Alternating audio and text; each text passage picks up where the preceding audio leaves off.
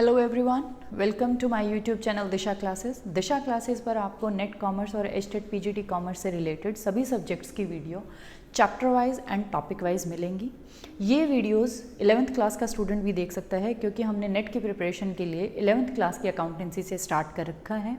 11th class की accountancy base है, वहीं से हमने स्टार्ट कर रखा है। तो 11th क्लास की अकाउंटेंसी का चैप्टर 1 हम ऑलरेडी कवर कर चुके हैं।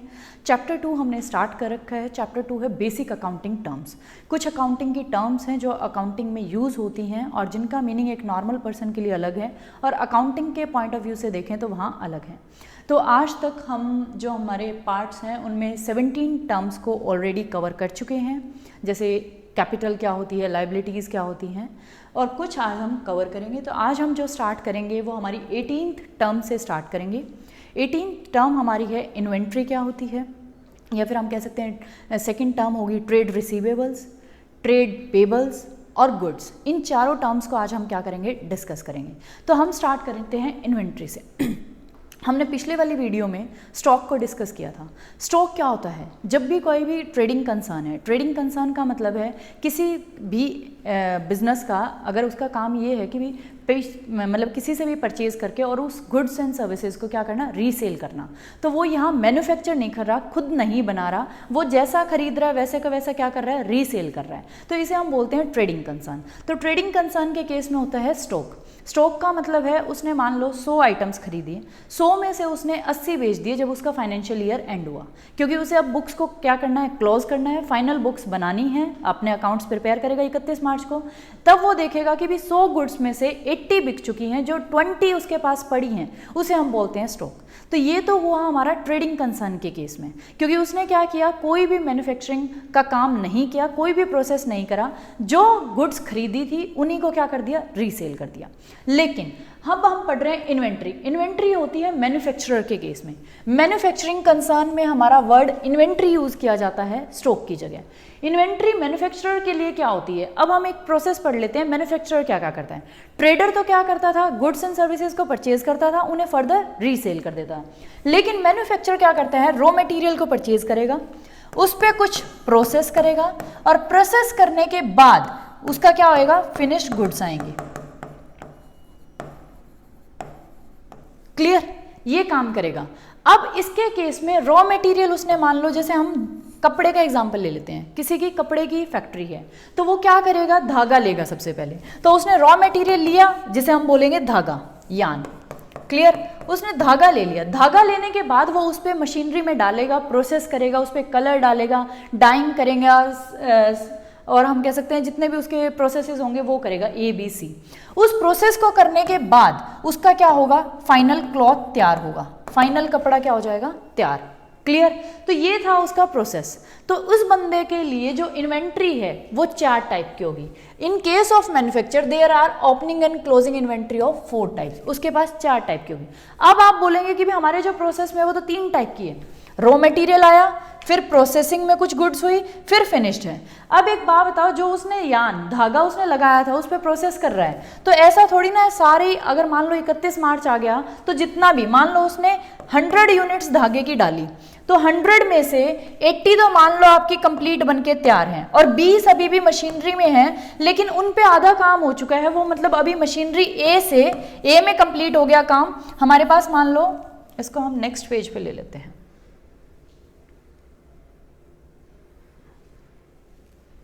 यहां डिस्कस करते हैं। रॉ मटेरियल है, फिर मान लो वो मशीनरी ए पे गया, फिर मशीनरी बी पे गया, ये क्या हो रहे हैं उस पे प्रोसेस। उसके बाद वो क्या बना, फिनिश गुड। तो 3 स्टेप हुए, एक, दूसरा प्रोसेस वाला और तीसरा फिनिश्ड वाला। तो अब हमारे पास मान लो हमने 100 यूनिट्स धागे की डाली थी, 100 में से जो 80 यूनिट्स धागे की है वो तो मशीनरी से चलते चलते 80 फिनिश्ड बन गई। लेकिन जो अभी 20 यूनिट्स हैं वो मशीनरी ए ने कंप्लीट करके किसको दे रखी है, मशीनरी बी को। 20 यूनिट्स यहाँ हैं, तो इन पे आधा काम हो चुका है, इन्हें हम बोलेंगे सेमी फिनिश्ड। अभी तक फिनिश्ड नहीं हुई है, आधी बनी है। क्लियर? तो अब एक मैन्युफैक्चरर के पास कितने टाइप का स्टॉक होगा, इन्वेंट्री होगी। अभी हमने बात करी 4 टाइप की इन्वेंट्रीज होंगी। तो एक इन्वेंट्री तो अब जो 100 में से, लेकिन उसने क्या 100 की 100 ही परचेज करी होंगी, यहां हम कर लेते हैं उसने 200 परचेज करा था total raw material, 200 units. Clear.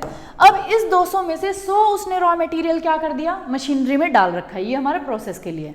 तो अभी उसके पास रॉ मटेरियल की भी 100 यूनिट्स तो क्या है, पड़ी होंगी ना, 100 यूनिट्स पड़ी हैं। तो ये तो होगी जो 100 यूनिट्स अभी एट द एंड, मतलब पूरा साल खत्म हो गया, 31 मार्च आ गया, वो अपने फाइनल अकाउंट्स को प्रिपेयर कर रहा है, तो 100 यूनिट्स उसके पास रॉ मटेरियल की पड़ी है, उसे हम बोलेंगे इन्वेंट्री ऑफ रॉ मटेरियल। क्या बोलेंगे, इन्वेंट्री ऑफ रॉ मटेरियल। उसके बाद अब 20 यूनिट्स उसके पास ऐसी भी पड़ी हैं जो आधी बनी हुई है और लेकिन वो पूरी नहीं बनी, अभी पूरा उनसे कपड़ा नहीं बना। तो इस 20 यूनिट्स को जो अभी, और ये बिके भी नहीं सकती क्योंकि इन पे काम अभी रहता है करना, अभी ये मशीनरी बी में जाएंगी, फिर इनके ऊपर कुछ प्रोसेस होगा, फिर ये फिनिश्ड गुड्स बनेंगी जब हमें बेच सकते हैं। तो अभी 20 यूनिट्स क्या है, इन्वेंट्री ऑफ सेमी फिनिश्ड, या हम बोल सकते हैं inventory of work in progress. ये अभी काम कैसा है, वर्क इन प्रोग्रेस। तो इन्वेंट्री कितनी हो जाएगी वर्क इन प्रोग्रेस की, 20 यूनिट्स। उसके बाद जो ये फिनिश्ड गुड्स हैं 80 बन के तैयार हुई हैं, क्या ये सारी की सारी जरूरी है बिक गई हूं, इनमें से हम मान लेते हैं 60 सोल्ड। तो अभी भी जो 20 यूनिट्स फिनिश्ड गुड्स की हमारे पास पड़ी हैं जो नहीं बिकी और हमारा साल खत्म हो गया, अकाउंटिंग ईयर एंड हो गया, तो इन 20 को हम क्या बोलेंगे, इन्वेंट्री ऑफ फिनिश्ड गुड्स। ये फिनिश्ड गुड्स ऐसे हैं जो 20 यूनिट्स अभी पड़ी हैं, 20 यूनिट्स वर्क इन प्रोग्रेस की पड़ी है इन्वेंट्री में, और इन्वेंट्री में रॉ मटेरियल 100 यूनिट्स तो हमने डाली थी, लेकिन 100 यूनिट्स अभी भी हमारे पास पड़ी है। अब चौथा हम बात कर लेते हैं, ये हो गया हमारी 3 टाइप्स। अब हम इनके टाइप्स देख लेते हैं जो हम बात कर रहे थे। ये देखिए, अब हमने इन्वेंट्री कितने टाइप्स की होगी, 4। एक तो उसके पास इन्वेंट्री पड़ी होगी रॉ मटेरियल की, किसकी इन्वेंट्री पड़ी होगी उसके पास, रॉ मटेरियल की, जो हमने पढ़ा। क्लियर। उसके बाद जो उसके पास इन्वेंट्री होगी, inventory of work in progress. Work in progress भी उसके पास है 20 यूनिट, जैसे अभी उसकी मशीन बी में काम करना रहता है। फिर 20 यूनिट्स उसके पास किसकी पड़ी है, फिनिश गुड्स की, क्योंकि टोटल 80 बना, 80 में से 60 बिक गया, 20 अभी भी रहती हैं। उसके बाद कुछ चीजें ऐसे भी तो हो सकती हैं कि भी उसने लाया वो और आगे फर्दर रीसेल कर दिया, लेकिन इन्हीं गुड्स को हम यहाँ ये नहीं जिसमें वो डील नहीं कर रहा उनकी बात करें। जैसे उसने धागा लिया, अब हमने क्या किया था, अभी हमने जब एग्जाम्पल लिया था तो हमारे पास जो रॉ मटेरियल की टोटल यूनिट्स थी वो 200 यूनिट्स थी। इन 200 यूनिट्स में से 100 हमने डाल दी। अब ये जो 200 पड़ी है हमारे पास, इनमें से अगर मान लो कोई दूसरा बिजनेस वाला है, उसके पास धागा खत्म हो जाता है, उसको पीछे से सप्लाई नहीं मिल रही, अगर वो हमें बोलता है कि मुझे रॉ मटेरियल दे दे, तो हम रॉ मटेरियल को भी तो एज इट इज रीसेल करेंगे, बेचेंगे। तो उसको हम बोलेंगे, अब हमने क्या किया, उस रॉ मटेरियल को बेचने के लिए, या हम बीच में कुछ ला सकते हैं कि भी हम कुछ चीज़ों में ट्रेड भी कर रहे हैं पीछे से लाके, और उनको वैसे का वैसे बेच रहे हैं, उन पर कोई प्रोसेस नहीं कर रहे, तो उसे बोलेंगे हम स्टॉक, इन्वेंट्री ऑफ स्टॉक या स्टॉक इन ट्रेड। क्लियर।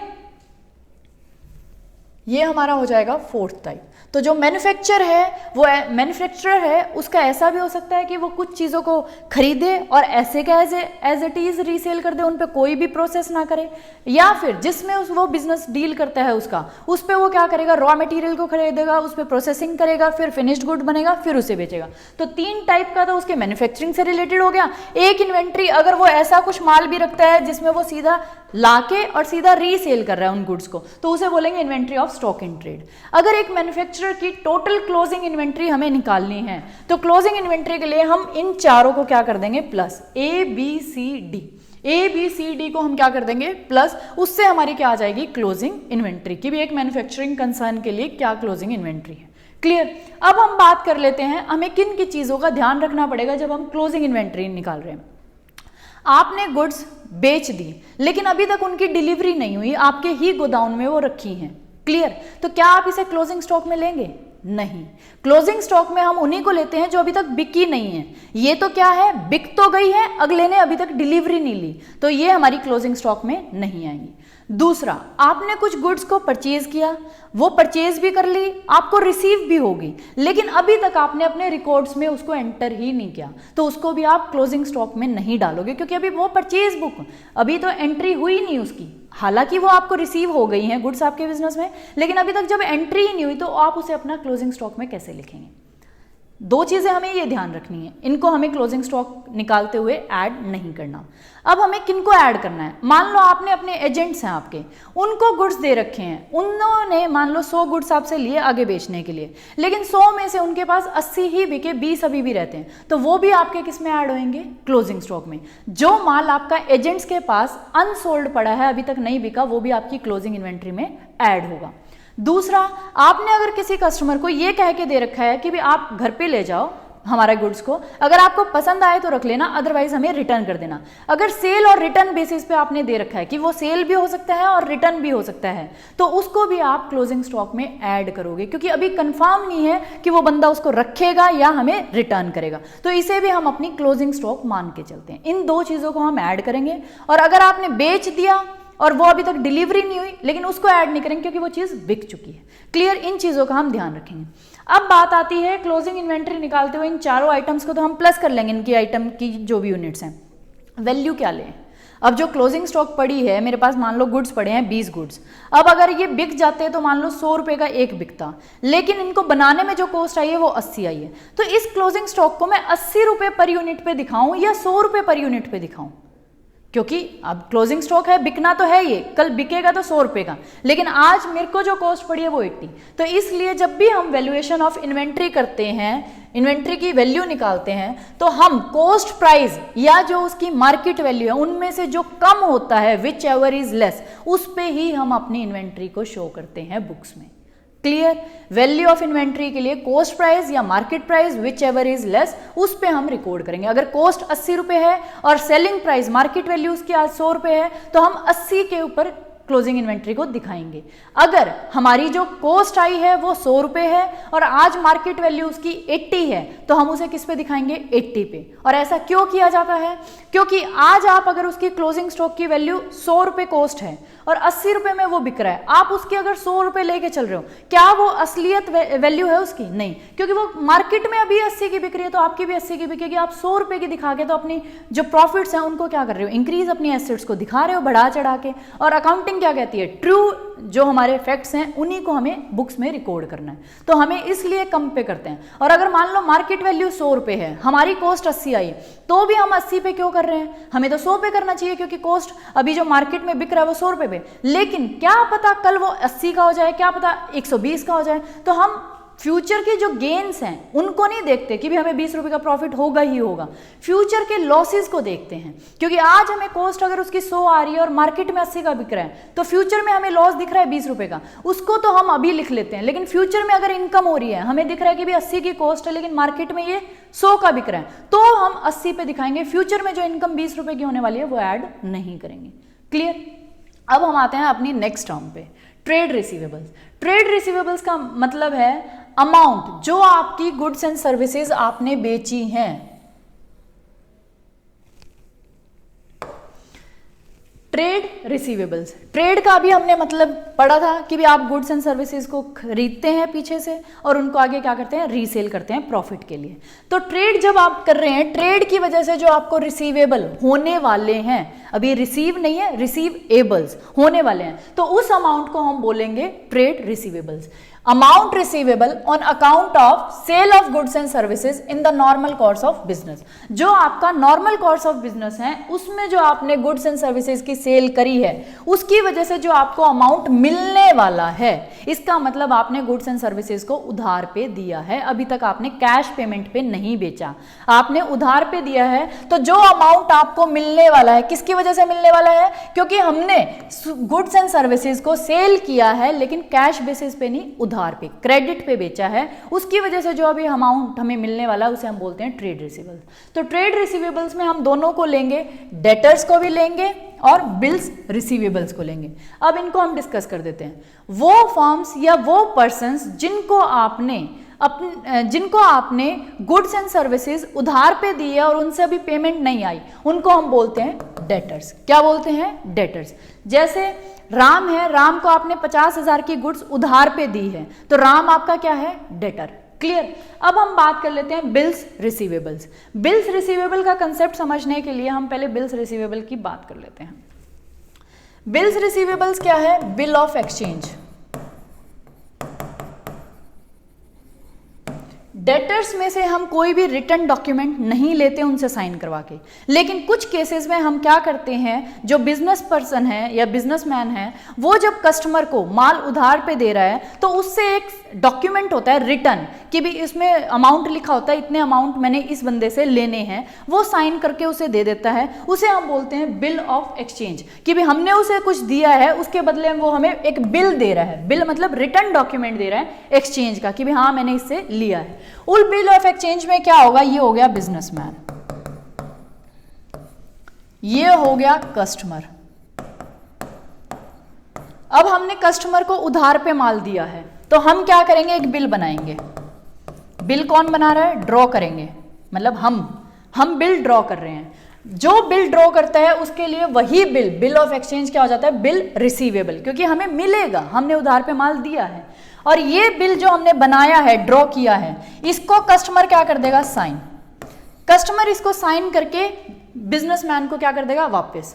तो ये इसका मतलब साइन करने का मतलब है वो एक्सेप्ट कर रहा है कि भी इतना अमाउंट मैंने देना है। तो इस बंदे ने हमें वो बिल साइन करके वापस दे दिया, तो हमारे लिए जो बिल ऑफ एक्सचेंज था ये बन गया बिल्स रिसीवेबल कि भी हमें एक फ्यूचर डेट पे इतना अमाउंट मिल जाएगा। ये अभी नहीं मिला, फ्यूचर डेट पे मिलेगा, तो इसके लिए ये क्या है, बिल रिसीवेबल। और इस बंदे के लिए जिसने वो एक्सेप्ट किया है उसके लिए वो क्या है, बीपी, बिल्स पेबल। इसने पे करना है और इसके लिए वही बिल क्या है, रिसीवेबल, क्योंकि इसने रिसीव करना है। क्लियर। उसके बाद हम आ जाते हैं हमारी नेक्स्ट टर्म पे। नेक्स्ट टर्म है हमारी ट्रेड पेबल्स। जैसे अभी ट्रेड रिसीवेबल्स में हमने गुड्स एंड सर्विसेज को अपने कस्टमर्स को उधार पे दिया था और उनकी वजह से जो हमें पैसा मिलने वाला था उसे हम बोल रहे थे ट्रेड रिसीवेबल्स।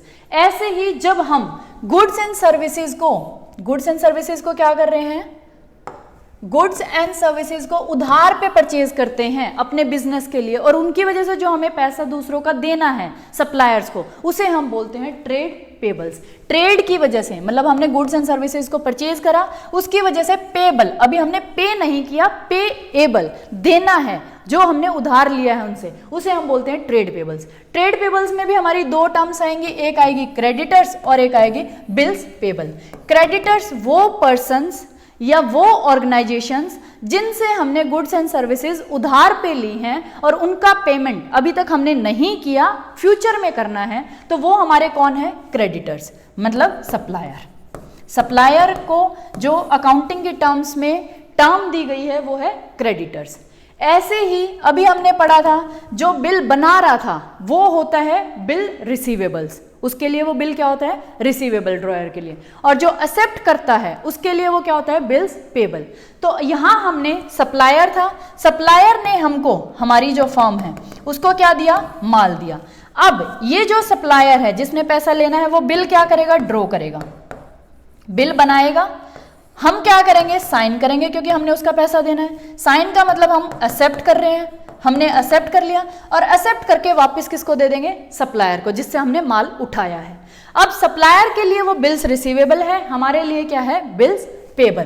तो ट्रेड पेबल्स में कुछ लोग तो हमसे बिल्स पेबल ले लेते हैं और कुछ वैसे ही हमें माल उधार पे दे देते हैं, बिल ऑफ एक्सचेंज नहीं बनाते, उन्हें हम बोलते हैं क्रेडिटर्स। तो इन दोनों में कोई डिफरेंस नहीं है, इन दोनों से ही हमने क्या किया है, जो गुड्स एंड सर्विसेज है वो उधार पे ली है, हमने इनकी पेमेंट करनी है। तो ये तो हमारे से कोई भी रिटर्न डॉक्यूमेंट पे साइन नहीं करवाते, तो इन्हें हम बोल देते हैं क्रेडिटर्स। और ये क्या करते हैं, एक बिल ऑफ एक्सचेंज मतलब एक डॉक्यूमेंट, रिटर्न डॉक्यूमेंट तैयार करते हैं, उस पर हमारे साइन करते हैं, साइन करवाते हैं और वापस ले लेते हैं। साइन करने का मतलब हम एक्सेप्ट कर रहे हैं उस चीज को रिटर्न में कि भी हमने इनके पैसे फ्यूचर डेट पे देने हैं, तो हमारे लिए वो क्या बन जाता है, बिल्स पेबल। क्लियर, यही इन दोनों में डिफरेंस था। अब नेक्स्ट जो हमारी टर्म है वो है गुड्स। गुड्स में हम उन चीजों को लेंगे जिसमें बिजनेस क्या करता है, डील, जो बिजनेस नॉर्मल कोर्स में बाय करता है, लेकिन किस चीज के लिए, फॉर रीसेल। रीसेल करने के लिए जितनी भी चीजें बिजनेस में आती हैं उन्हें हम गुड्स का नाम देंगे। अगर मान लो आपका फर्नीचर का काम है तो जितना भी आपके बिजनेस में फर्नीचर आप लेके आ रहे हो रीसेल करने के लिए, उसे तो हम बोलेंगे गुड्स। लेकिन अगर आप अपने फर्नीचर के बिजनेस में बुक्स लेके आ रहे हैं तो उसे हम गुड्स का नाम नहीं देंगे, वो हमारी आएगी स्टेशनरी में। क्लियर।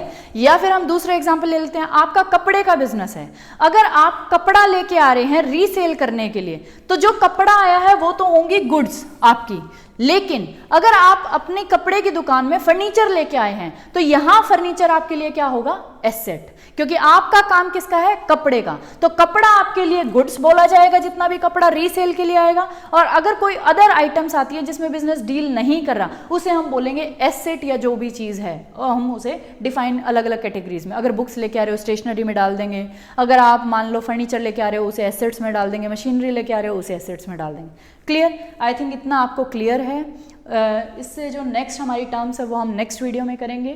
Thanks for watching. अगर आपको अच्छी लगे तो मेरे चैनल को सब्सक्राइब करें और बेल आइकन को दबाएं ताकि आने वाली फ्यूचर वीडियोस की नोटिफिकेशन आपको मिलती रहे।